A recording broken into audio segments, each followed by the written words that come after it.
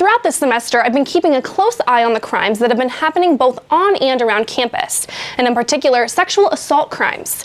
And while university police have issued at least 4 public safety notices this year, there have also been several others that didn't warrant a notice. One of those was in the case of a peeping Tom, who was targeting girls in basements. In each case, it started with a knock on the window. Lights on, the blinds were open, so it was nighttime outside. That's partially what caught Melanie Rose's attention one Wednesday night.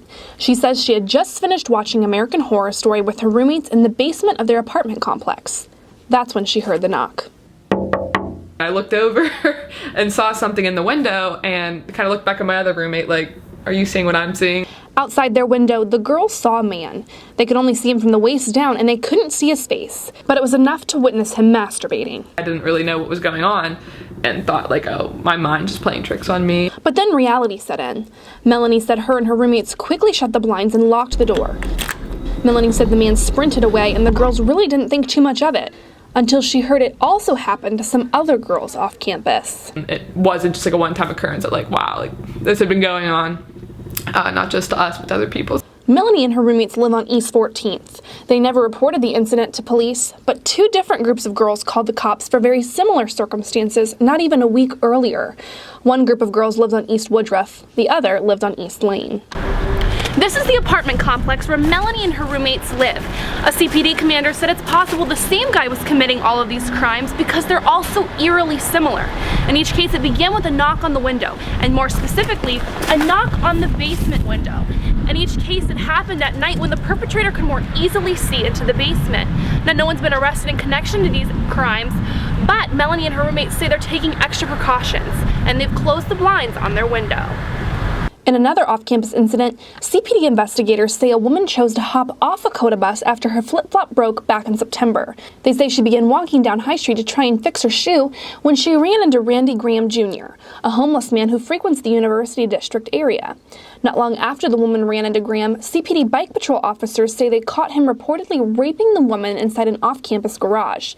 Officer Christopher Billman was one of 3 Bike Patrol cops there that night. Well, we routinely check on the open garages, just making sure there's nothing going on. We didn't really see or hear anything at the time. We just lit up the section of garages. That's when we found the suspect and victim. The officers immediately intervened, and the victim told police that it was not consensual. Bellman said it's relatively common for people like Graham, who aren't really a part of the OSU community, to cause problems in the area. We have a lot of people from the outside coming in. They see opportunities, they see kids with money, cell phones, maybe not a good awareness of their surroundings. People like to come in. We also have a high homeless population that interacts with the students and the general public as well. Billman said this is one of the most severe cases he's seen in his 14 years on the force. It's very rare to catch someone in the act. So many times you hear about it, or it's just one of those things that just be in the right place at the right time. Graham's case was still active as of Monday evening. He faces 3 counts of rape and 1 count of kidnapping. A little closer to home, 2 women called police to report sexual assaults inside OSU residence halls. One of those was inside a North Campus dorm on September 14th, the other inside a South Campus one on November 3rd. While it may feel like there's been more sexual assaults on campus this semester, Detective Cassandra Schaefer from the Ohio State University Police Division says that might not be the case. Detective Schaefer says it might not be an increase in sexual assaults, but that people are just more comfortable reporting them. The thing we have to realize is that it isn't the victim's fault, and that they didn't, no matter what they're doing, give somebody permission to hurt them.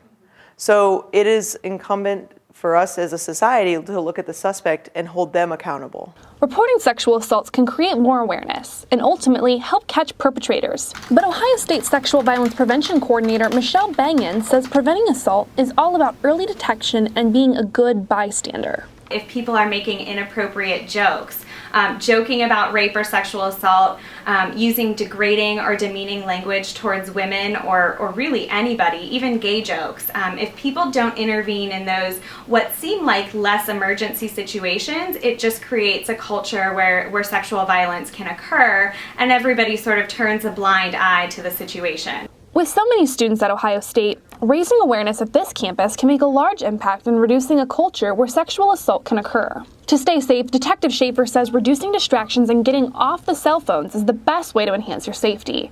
But she also has another tip. I think continuing to do the things that you learn as you grow up, which is be aware of your surroundings, recognize threats, and go with your gut feeling when you see something.